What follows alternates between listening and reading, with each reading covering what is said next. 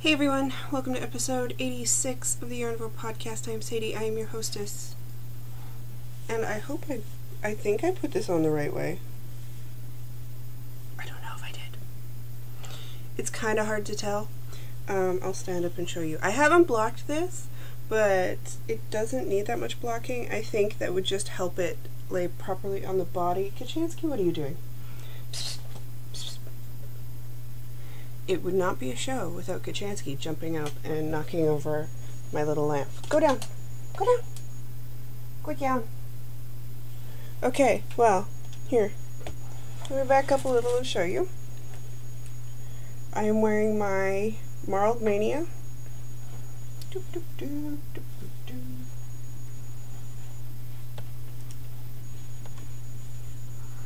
So I haven't blocked it yet. That'll make it lay flatter, which is only really a problem with the ribbing. And yeah. The neck really doesn't bug me. You could roll it down if you wanted, I guess, if it were higher, or if I held it up higher. Girly girl. Bull in a china shop, this one. Hey, you, down. Come on. Come on down. Because, of course, snapping your fingers is going to work with a cat, like it works with a dog. Come on. I love you, go down. She's like, Mommy, why? Okay, there we go. Every time I stand up and do something, it really messes with my where did I have the chair business. But yes, you saw that I finished this last week. It's chilly in this room because each room has a heater, right? So we don't put the heater on in here very high or ever. So when I come in here to record, I'll turn it on really low, but that does not take the edge off it being cold in here. So sweater. This is knit out of the two colors on top are Peyton's Croy and Wonderland yarn. The Wonderland yarn is the Hedgehog colorway, and the Croy is from the 1970s, so no idea. And I still have several skeins left over of the Croy, so yay. It's heathered. It's a heathered teal, and then the other color is a rich red brown. And then, of course, all the scraps. All the scraps. Look at all those wonderful scraps. Isn't it awesome? Yes, I made a sweater almost entirely out of scrap, and it makes me happy. I think I might have it on backwards. We're gonna do the flip around is what we're gonna do. Do do do do do do. Okay, is this the way it's supposed to? No, nope, this is definitely the back. Okay, so we're just gonna keep going. I'm sure this is a thrilling thing for you. This is like 3 minutes of let's watch her switch her shirt around. Okay, so this is the right way. Ha! And it sits quite nicely. I did the, as you may recall from my previous speaking notes on this sweater, I was going to do the extra large because that's what I was advised to do, but when I got to the increases, see, I have to block that out. That's what needs to be done. When I got to the increases for where you separate for the arms, I was like, if this gets much bigger, because I still had a bit, like, to get to the extra large, I would have had to keep going, and then my armpits would have been, like, down way lower than I would have liked. So I decided to switch it up to being a large, and subsequently that fits me the way I want it to. It's comfy, and I'm going to enjoy wearing it because we got snow in the Pacific Northwest.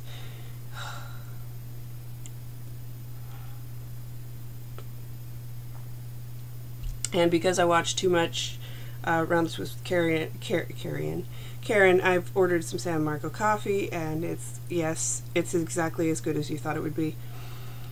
I tried my first flavor yesterday, which was key lime pie, which is yummy if you like key lime pie. I like lime things, and it tastes just like a lime pie. So that made me happy. And now I'm trying Milky Bar, which tastes exactly like a Milky Way, which makes me happy. Again, because Milky Ways can be iffy to eat for me because of all the possible dairy. Well, let's start off. I want to start off. So, story time. My husband was playing video games last weekend. I was having a nap, and I asked him to wake me up at a certain point, so he came in and woke me up, and I got up, and he goes, "I did a bad thing." I said, "What did you do?" I'm thinking he, like, you know, spilt stuff on the stove again, because that's his MO. I'm gonna reach for... So he goes, one of your sweaters got in the wash.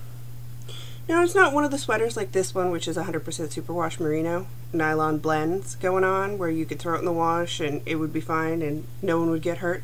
No, it was the hand spun, hand knit Dirty Martini that was my first ever combo spin. And it looks like it might still be okay until you realize this is the arm. It's completely felted. Look at that. Look at that. Okay, the entirety of the arm goes up to my elbow. So, and this part is felted, like, it's not felted throughout, which is very bizarre, but like the arm is bunk, this arm is felted like 3/4 of the way. So yeah. It was a nice sweater while it lasted, but there is no saving it. And like the bottom's been shrunk. This part, it's just felted in all kinds of... Seriously, Kachansky? She's like right in the... She's like, "Hi, I'm right behind the curtain." So this is kind of useless to me now. I was super sad. Like, "Thanks, dear, thanks." Feeling the love there. I don't even know how that happened because I'm meticulous about not putting those in the laundry, so I can only assume he picked it up thinking it was dirty laundry and threw it in the wash. So, yeah. It couldn't have been something that was made out of superwash yarn. No, that would just have been too easy. It's a good thing I love my husband. Come here. It's just not a show without a fluff butt. Right?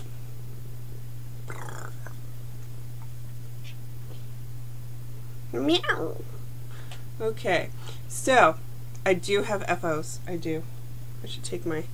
And you can take these off and just do what you want with them. You don't have to use them as thumb holes. I like the thumb holes. Personally, that's just a thing. But I finished my How Cold Is It mittens, so if you're easily offended, please just fast forward through until you don't see me holding up mittens anymore. These are out of Three Irish Girls, their cashmere sock blend. I believe it's the Sea Spray colorway. And Soft Like Kittens in a prototype colorway that I was calling All Cats Are Gray, because it's a gorgeous gray with little red flecks. And they look like this. And they're done! So of course it says cold as fuck. These have not been blocked yet, but they do fit my hands. I love it.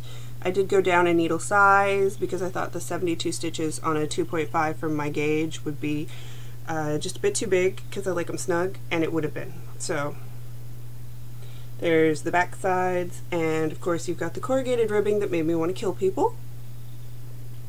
It's gorgeous, don't get me wrong.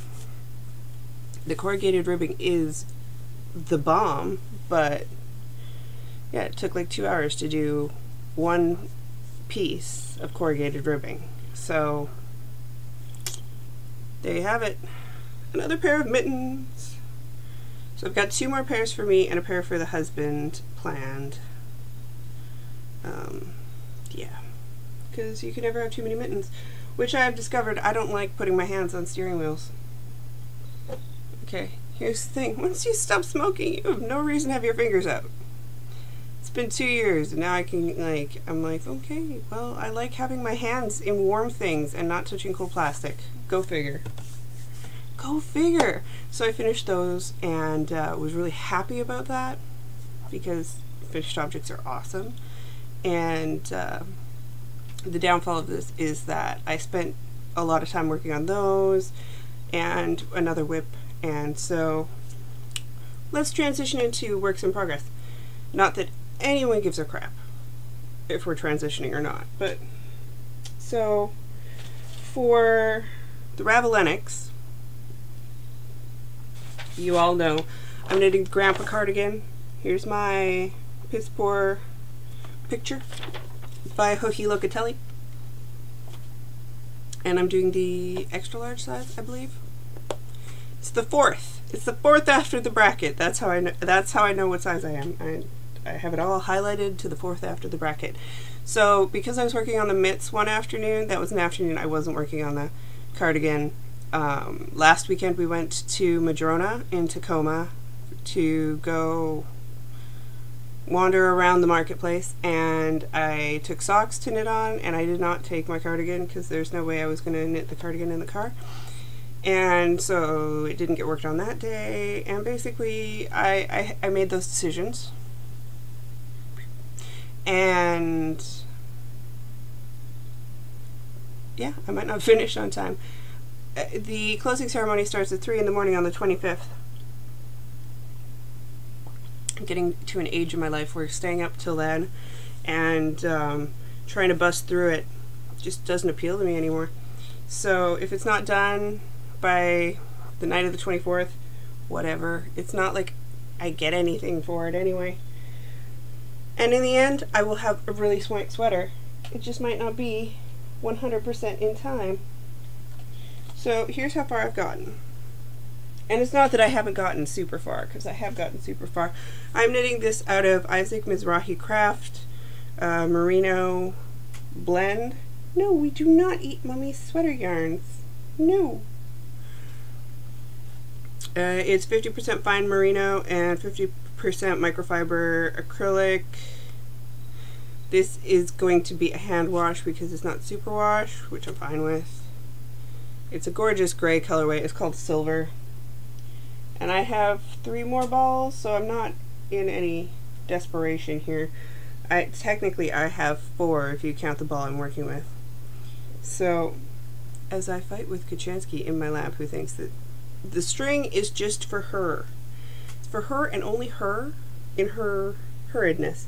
So I finished the back, I finished the fronts. It's got some shaping going on, and I finished the first sleeve. It's a knit-in sleeve cap, a set-in knitted sleeve cap with cables that made me want to stab myself in the face. Not gonna lie to you there. But it's gorgeous. You've got, and again, I've got the larger size, so I've got the double cable. The smaller sizes only have a single.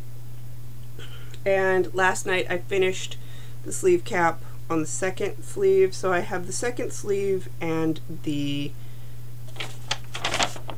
button band and collar left to go.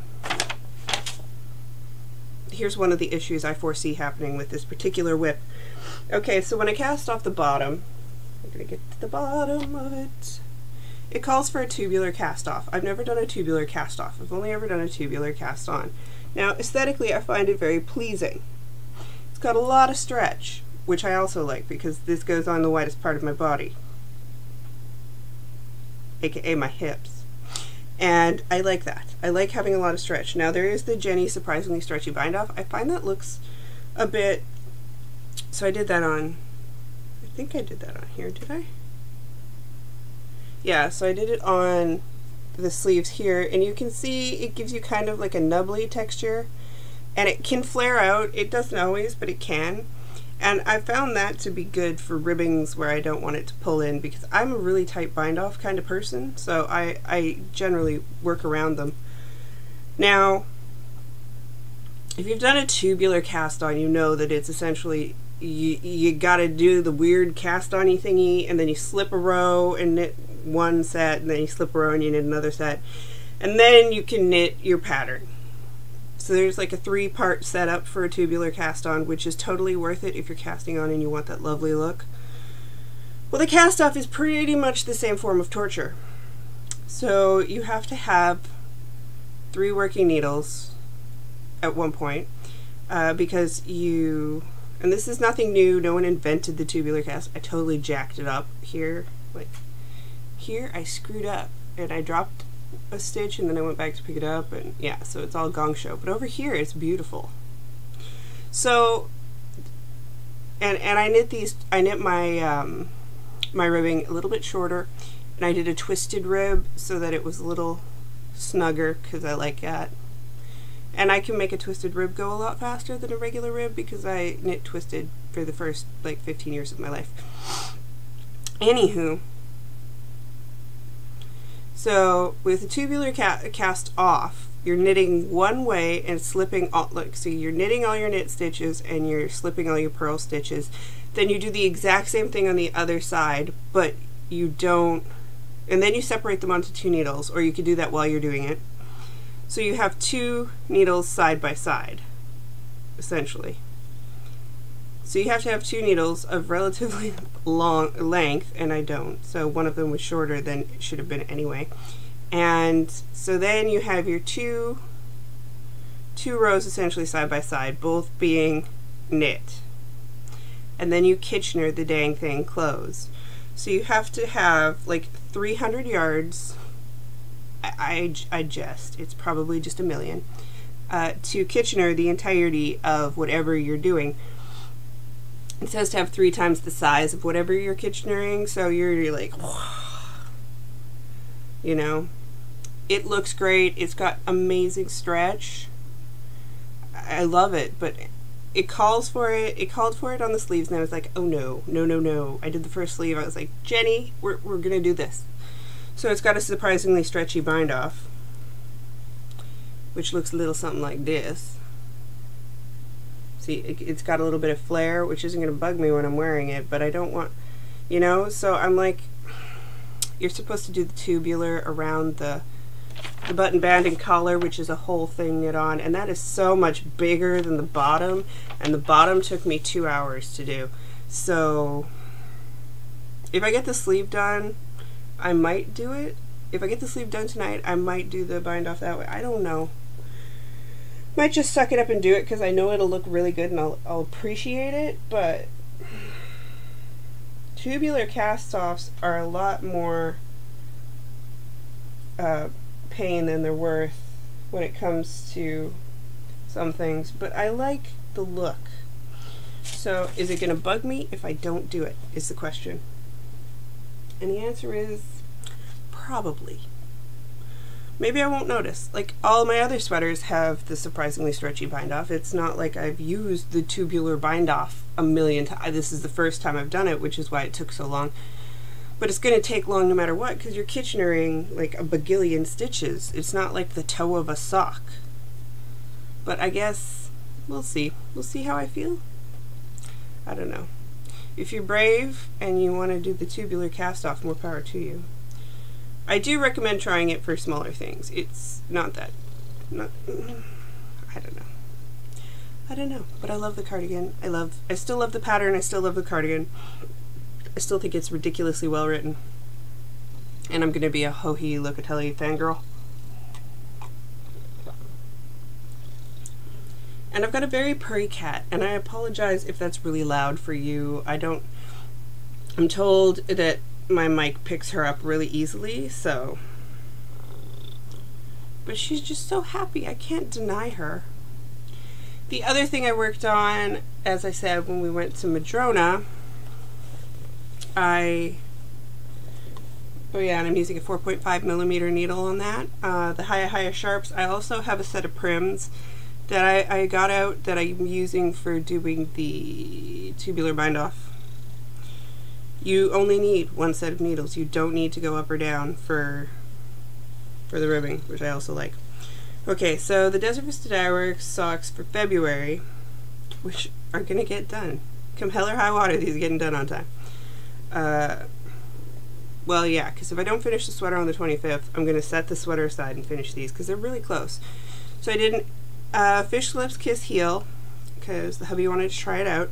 This is the pin-striped socks. Okay, you just go. She stood up and she scratched me good. Oh well, she didn't mean to. She needs to have her claws clipped. This is the pinstriped pattern. If you search pinstriped, 2 words, on Ravelry, it comes up. Also, if you have any questions about patterns that are being shown, etc., I am back to putting show notes in the Ravelry group, so come join the Ravelry group. I do want to do some sort of along at some point. I'm getting in the swing of podcasting every week again, and then we'll build up to that. How does that sound? So the first sock got done. My husband has size 11 feet, so I didn't do the cuff as long as I would for me because that would just, no. Furthermore, he doesn't like it up that high. He doesn't like shorties, but he doesn't like super long. There's a sweet spot to wit he wants it to be knit to, and that is where I knit to. So that was the first sock. The second sock, I have turned the heel. I am working down the toe. I'm using a US 1.5, a 2.5 millimeter needle, which is very different from my usual, which is a US 1, 2.25 millimeter needle, and that would be because I didn't want to go up to 72 stitches, and he's fine with that. This does give you a more open sock. It's not as rigid as the it's not as close textured as the 64 on a US 1 2.25 millimeter needle, but it gets me the size I want and the stretch I want, so I'm okay with it, and he's okay with it, and quite frankly, if I make him more socks, he doesn't care. Because I said to him, I can make you 72 stitches on a US 1 or a 0, and we'll see how those work, and like I'll knit them that way if that's what you like. And he's like, yeah, but then I won't get as many socks. I'm like, nope, you won't. So like my 64 stitches, and he was like, go up to a 2.5. I don't care. He can't wear these socks in uniform anyway, so they're mostly around the house socks or weekender socks. But let's see here. So on the next peach, I'm not sure if you can tell that this is peach. There's a mustardy yellow, and then this like peachy color, and then the sage green. The peach, but the next time that comes around, I start the toe decreases. So I've got one more pattern repeat to go, and then they'll be finished, and I will be done February, and I have to figure out which one I'm doing for March, but I'm trying not to pressure myself, so I may just go, hey mom, which colorway should I knit? Because I've done that many times. She's used to picking my Desert Vista Dye Works colorway for the month. But, because I'm not thematic, I really suck at being thematic. There's no, it's St. Patrick's Day, so I'm going to knit St. Patrick's Day yarn, or it's Easter, I'm going to, I do a couple of holidays, but I'm really bad about doing them on time, unless it's Halloween. And that's because Halloween is every day. Okay, so last thing we have to talk about is my stash enhancement. I did go to Madrona, and so I decided I could get something at Madrona, right? Because you can't just go to Madrona. And I ended up getting this.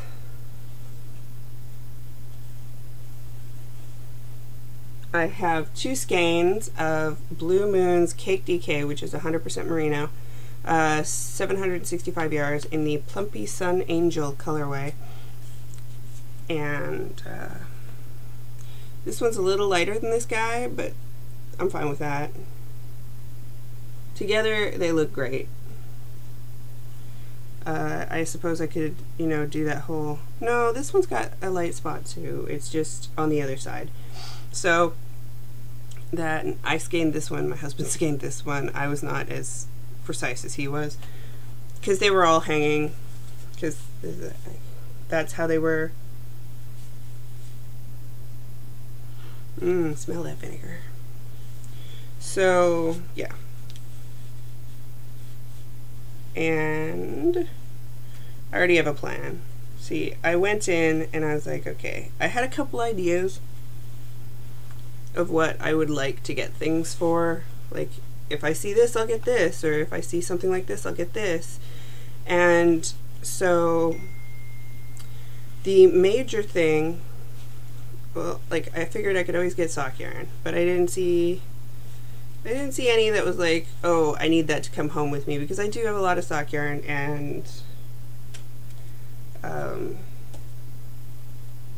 it's just one of those things I have a lot of right now, and I'm fine with that. I'm cool. Like, I have 4 baskets in here of sock yarn, and I have them separated out. So you have your solids, your self-striping, and then the variegateds, and then the gradients and other things like specialty packs. So I'm good on sock yarn, and I didn't really see anywhere I was like, ooh, must have, because I'm trying to curtail that and be more mindful. I think I've hit a point where I'm at maximum capacity for clutter, and I feel really stressed out by it all, so I want to just use up a lot of what I have and turn it into things. Plus, I want to, like, I'm getting to a point where I want to have more clothes that I have made and less that are bought, and I don't want to, I'm trying to do the whole slow clothing movement thing, where I want things of quality, like hand knits, rather than like something I could pick up at Walmart for $5. Not that I think that's wrong, I just want that better. Or more, I want to be able to have things that are going to last me a long time, like knitwear, as opposed to something that's going to break really quickly. So in that, I'm trying to use more of my stuff. I want to sew more stuff, and there are certain things I want to learn how to sew. So I picked that up, and I had in mind that I wasn't going to get sock yarn. And I was thinking about getting some of those Likey needles, or Leica, however you want to say it, whatever. The driftwood ones that everybody's so popular about. But by the time I got to where they were selling them at, they didn't have any of the sizes I would have wanted, so I was like, I'm not going to get them just to get them, because they were like $15 a needle, and I was... I can order some Knit Picks ones for dirt cheap, or I could order some Diac ones that are expensive, but I hear are the bomb. Or I could get this middle grade one. I've got a lot of needles, so I was like, okay, they don't have those. I'll move along. And I knew I wanted to get Socks That Rock if I saw any, because I love Socks That Rock. I trust Socks That Rock. They have a great price point. And so I got that because I want to do the Ninilchik Swancho, which I've shown you before. It's by Boyland Knitworks. What's her name? I think it's like Caitlin Hunter or something.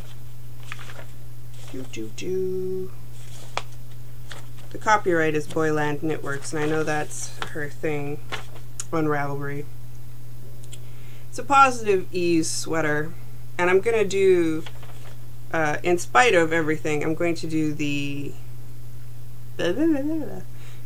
extra small to medium, not the large to 3X, because, or I might do the extra, no, I got enough to do the extra large. The extra large to, or the large to 3 extra large. So I could do that, but I don't know if I will, because the sizes here, the circumference is 69, and so you're supposed to give yourself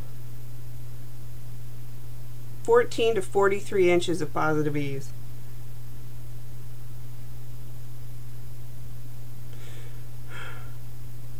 Oh, I suck at math, but my hips are 52, so 52 to 69 is what? 17. So that's 17 inches. So that's still, I should be doing the top one. Then I'll have a crap ton of DK.